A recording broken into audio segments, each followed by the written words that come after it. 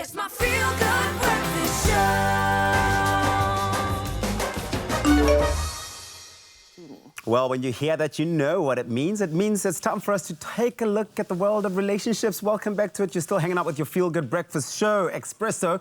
It is a brand new year, but the new year brings new energy and a sense of intentional purpose into everyone. And it often serves as a driving force to make some big changes in our relationships. Setting personal resolutions is a great way to set yourself up and, sort of steer yourself in the right direction. But setting resolutions as a couple, all right, can also be quite valuable. So this morning we're asking, what are the advantages of setting resolutions as a couple in a relationship? And we're joined by celebrity psychologist and CEO of Hidden Dimensions, Charissa Bloomberg, to help us discuss and unpack this really hot topic. And we'd love to hear from you, your questions, your comments. Get them through to us on our Facebook page, Expresso Morning Show SABC3. Drop a comment on this post and we will engage with you live. Good morning, Charissa. Good morning. First of all, you are looking absolutely beautiful, may I say. A little bit over the top, but I just felt like I love it. No, over the top always works. Always works. You look stunning. Your outfit goes with my shoes. We're a bit together. Couples resolutions this year, that's all we're doing, and going over the top or nothing. I love that. Now, when we're talking about resolutions, we look at it at a more, individual based. The way that you want the year to pan out for yourself, your personal goals and what you want to achieve. Do you think it is one-sided, or should you include a partner in your resolutions? we definitely need to include the partner. But here's the thing, it starts with our individual goals. So that's what we want for ourselves in the future, and that helps us plan. But everything that we do is going to impact on our partner. So say we want to go and study further, that's going to impact on the income. So there is our personal goals, but then there's the goals that we have to tell our partner. But then there's the goals that we have as a couple. So what do we want to work on? Our finances, our time together, more memories, have another child, plan building a home together, a holiday. So they're both, quickly, they're individual, plus as a couple. But the couple is crucial. I suppose when you are in a relationship, you've got this person who plays such an important and such a big role in your life. Whatever decisions you make and resolutions you make for yourself do impact on them. So what would you say are the benefits then of setting and carrying out couple resolutions? Yes. So here's the thing. It brings you together. It brings you closer. You have a better understanding of each other when you do that. You create fun. And it's actually known. Research says the couples that actually do the resolutions and their goals have a stronger bond. Oh, wow. Yes, and it is just absolutely so important to do that. Otherwise, it's for communication. You can get lost. So he wants to go off and do something and you don't know why. So it's the building blocks, you could say that. I absolutely love it. And also it helps aid the communication between you and your partner from the onset of the year, which is very important. Now, there are perks, and I know that there are also, some cons when it comes to such a thing. What would be the downside to setting resolutions in a relationship? There's very little downside. There's a lot of pluses. But if your partner comes along and says, well, one of my New Year's resolutions is to get a divorce, is to break up, there's a danger. I doubt it. You would see it coming. That would be a bit extreme. That would be a bit extreme. Or if they do something against your values. I love animals, and suddenly my husband decides, I'm going on a hunting trip. Okay, it's a deal breaker. So just be aware of that. But it's mostly pluses.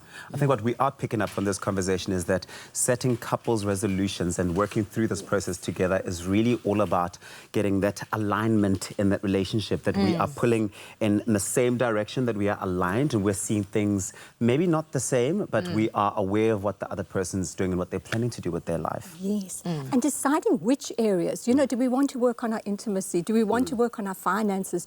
What areas do we want to work on? And what areas do we want to make better? And what are we carrying over from last year, the goals we didn't do? Some of those goals failed, but that's okay. So let's just look, what do we as a couple want to improve on? I absolutely love this conversation. I could definitely take on some notes. Should I get myself into a relationship? Right now, though, it's time for Culinary Hotline Bling. We're going to carry on with part 2 of our conversations. It's my feel-good breakfast show.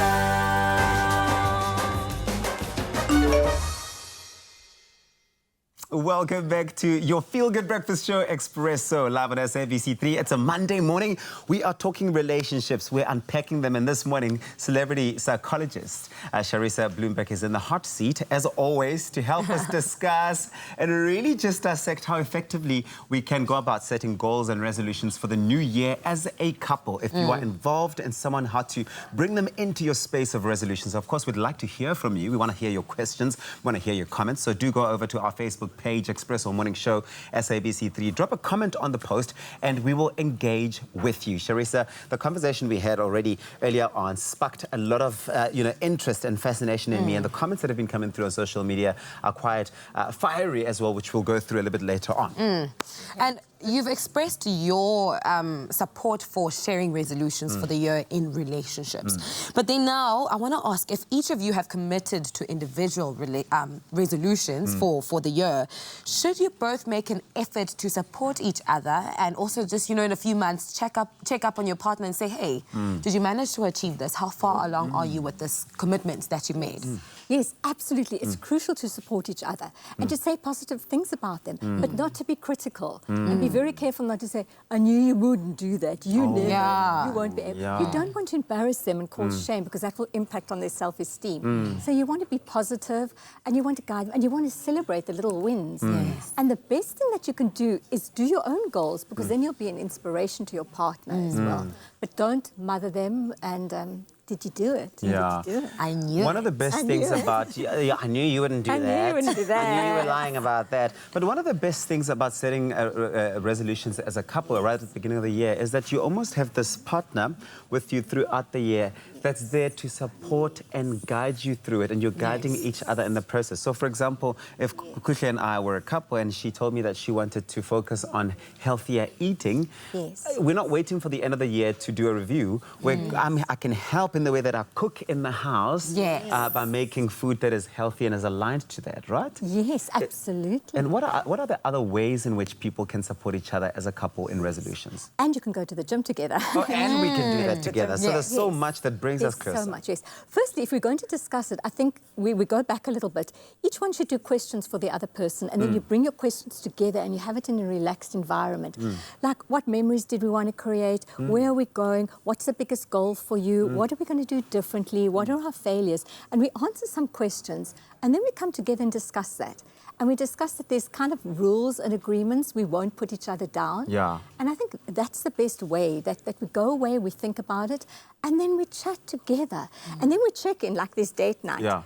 How far are we with our girls, darling? Where are we? What should we do? And it's okay, life is going to happen. There's going to be challenges. But that's why you've got each other.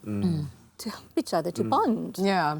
I think it's something very special because also, because you push yourself outside of your comfort zone when you make such resolutions, and to have someone always being like, hey, nudging babe, you. how far are we? Yes. Because we also just tend to be complacent and just sit back. So we received a few comments on social media because we've asked you, what the advantages of setting relationship resolutions at the beginning of the year. And this one is from Josephine Pickstone. And she says, as a couple, always respect each other, and teamwork always... my couple goals, me and my husband. So she's advocating for teamwork in a partnership. That's truly important. I love that. We also got another one from Lerato Matlawa, who says we always have each other's back. When the other party slacks, you have the other one to get you back on track and remind you of the optimal goal, or the ultimate goal, which is what it's all about, really.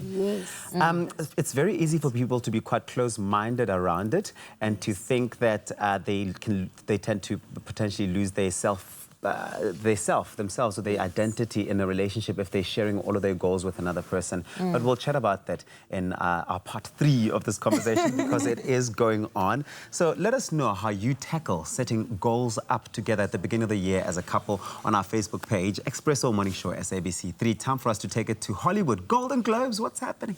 It's my feel-good breakfast show.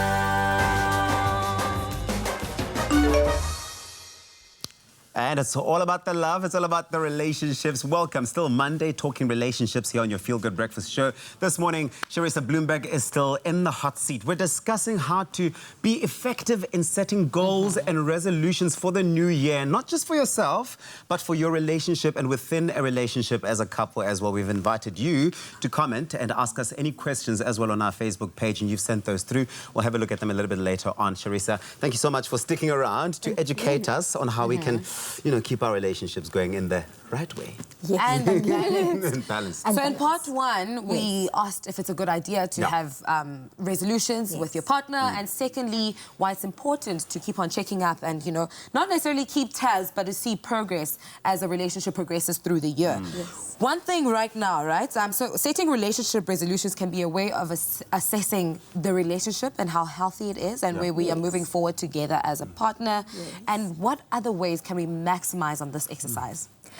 Like I said before, is to actually get questions that you can ask each other. And you can do your whole summary of where you want to improve and take those areas and put it on a vision board. There's nothing more powerful than a vision board with pictures and sayings, and make a nice big one where everyone can see.